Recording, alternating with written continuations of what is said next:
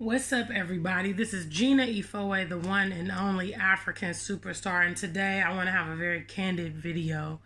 I want to talk to the Black women in the diaspora and try to, give you some meaningful advice. So today I want to talk about Black women. Time is not in our favor. Now, you've seen me, on this channel talk a lot about, the psychological things that need to take place before you move here to the continent. And there's a lot of cultural parameters that are in place when you are integrating with the locals. In reality, the way the family structure works here on the continent is largely that young people will strive to get married before 30, and that's men and women. Beyond that, you will see a mix of maybe married people, maybe divorced people, people that, are kind of prolonging things in regards to like maybe education, or they're trying to travel. But for the large proximity, and this has to do with a lot of the social, pressures and accountability that the peers put on each other. There's no like law of, oh, we should all marry before 30, but it is a cultural thing. One of the things that I've been dealing with and I've been encountering here on the continent, obviously, is age difference. And so I want to talk very candidly to women out in the diaspora about this issue. So the other day I was approached by a really handsome guy. He totally was like my type, very handsome, nice height, had a beard, chocolatey, definitely something that someone I would be interested in. So we began to talk.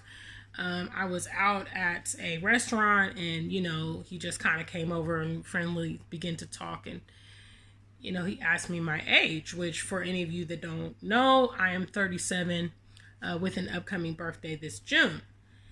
And many people will say I don't look my age, and I kind of attribute that to the lifestyle that I live. A lot of it will definitely be genes, but I don't live a hardcore lifestyle, drinking, smoking. I've always been someone who likes to rest, believes in traveling, believes in relaxation, going to the gym, that kind of thing. So I know a lot of those attributes are what are also keeping me youthful and things like that. But anyway, the young man asked me my age, and I told him that I was 37. And I said, well, how old are you? And he said, I'm 30. And he was just really shocked. He's like, I didn't imagine that you were that age. And I said, yeah, and he, begins to ask further questions. Well, do you have children? Why haven't you settled down? In my case, I did settle down.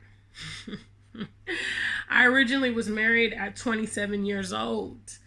And unfortunately, that marriage resulted in divorce because we were heading in different directions. I obviously was heading back here to the continent, and he was heading deeper into his American dream where he lives now.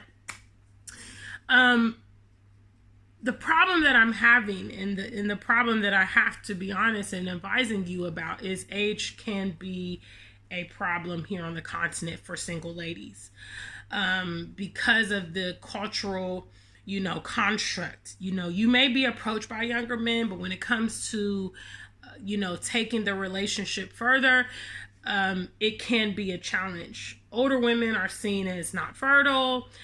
Something is wrong with them. They're problematic, these kind of things. And obviously, women will have their reasons for maybe why they haven't settled down or maybe why they haven't been successful. And a lot of that is not always solely our responsibility.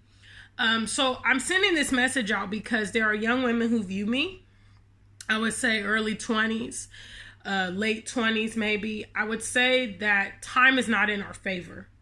The odds are not in our favor in the Western environments. The discord that happens, unfortunately, between Black males and Black women it is blaring and it is obvious. And so you know, if you're in a position, because I certainly wish, I mean, I think pretty much following my divorce when I was still in my early 30s, you know, had I been in a position of being able to come straight here to Ghana, I think I would have been in a better position, you know, than I am at the moment. It's, you know, it is what it is. You know, I mean, in as much we love the community, as foreigners and as outsiders, it can be difficult to integrate in because they have their perspectives on Western people. They have their way of doing things. Families are huge. You know, if you're dating a young man and the young man, the family does not approve, that can interfere in the relationship, you know, because the community is tight knit. So I just want to encourage those of you that, yeah, love and relationships are on the top of your priorities here on the continent. You should definitely get here sooner than later. It's not to say you won't have success as an older person. It's not saying that, you know, it's not feasible and things like that. But you do reduce your chances the longer that you take. And so, you know, this is definitely a journey here on the continent. You know, it's part of it. But I would be doing a disservice if I didn't talk about these things, because I know that people are preparing to come and they need to have, you know, a better spectrum of what kind of challenges they're going to encounter here.